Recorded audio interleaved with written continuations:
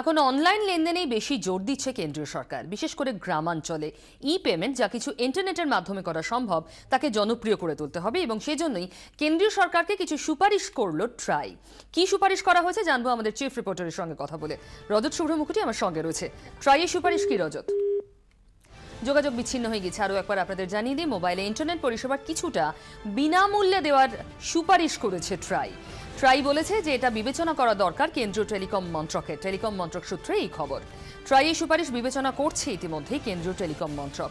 ইতিমধ্যেই জিওর মতো বেশ কিছু সংস্থা যারা বিনামূল্যে বেশ অনেকটা সময় নেট ব্যবহারের সুযোগ দিচ্ছে, গ্রামাঞ্চলে যাতে এটাকে আরও দীর্ঘমেয়াদী করা যায়, গ্রামাঞ্চলে যাতে ই পেমেন্ট জনপ্রিয় করে তুলতে অনেকটা বেশি সুযোগ দেওয়া যায়, মানুষকে আরও বিনামূল্যে ইন্টারনেট পরিষেবা দেওয়া যায়, তার জন্যই সুপারিশ করেছে ট্রাই। রজতের সঙ্গে কথা বলবো, আবার যোগাযোগ হয়েছে। রজত, ঠিক কি বলেছে ট্রাই?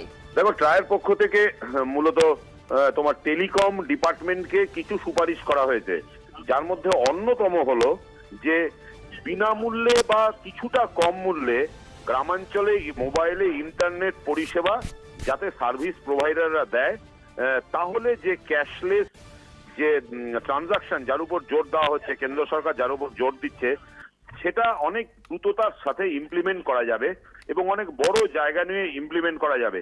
কারণ মোবাইল পরিষেবার জন্য, মোবাইল পরিষেবার মাধ্যমে যদি আমি ক্যাশলেস ট্রানজাকশনে যাই, তাহলে আমাকে ইন্টারনেট ফেসিলিটি থাকতে হবে এবং ইন্টারনেট ফেসিলিটির জন্য যা চার্জেস বিভিন্ন রেগুলেটর, বিভিন্ন অপারেটররা যেটা প্রোভাইড করছে, যে রেট, সেটা কিন্তু অনেকের কাছে গ্রহণযোগ্য নয়, অনেকের কাছে তাদের বাজেটের বাইরে।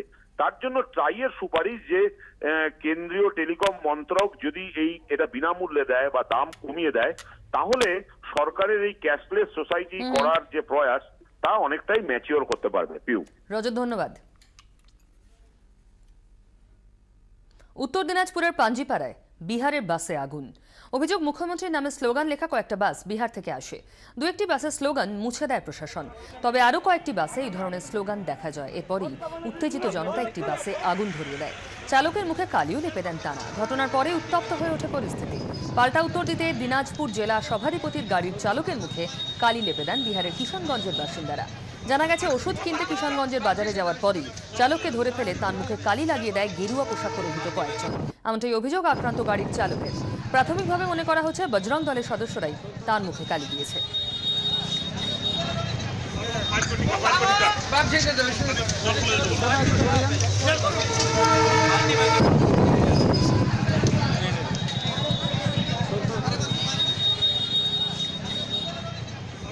ওরা কিছু বলা বলি না, গালাগালি করছে আর লিখে দিচ্ছে ওর মধ্যে, আর আমাকে যা মারধর করছে। কারা করেছে? কারা? আমি কি বলতে পারবো। ওরা ঝান্ডা নিয়েছিল, ওরা অরেঞ্জ কালারের। সেটা কোথায় হয়েছিল? ওরা কিষানের ধর্মগঞ্জ চকের কাছে। তারপরে গাড়িতে কে কে ছিল? গাড়িতে আমি একাই ছিলাম। ওষুধ আনতে গেছিলাম, ওষুধ থেকে নিয়ে আসতেছিলাম, ওই রাস্তায় ধরে নিয়েছে। আপনাকে কি মারধর করেছে? ওই আমি যে দেখতে নিষেধ করছিলাম তার জন্য মারধর করেছে। শনিবার রাত 1:30 থেকে রবিবার ভোর 4:30 ওলার মধ্যে ঠিক কি হয়েছিল? নাবালিকা অপহরণ কাণ্ডে উত্তর খুঁজতে মূল অভিযুক্তকে দফায় দফায় জিজ্ঞাসাবাদ করছে পুলিশ। ফেরার অন্য অভিযুক্তের খোঁজে চলছে তল্লাশি।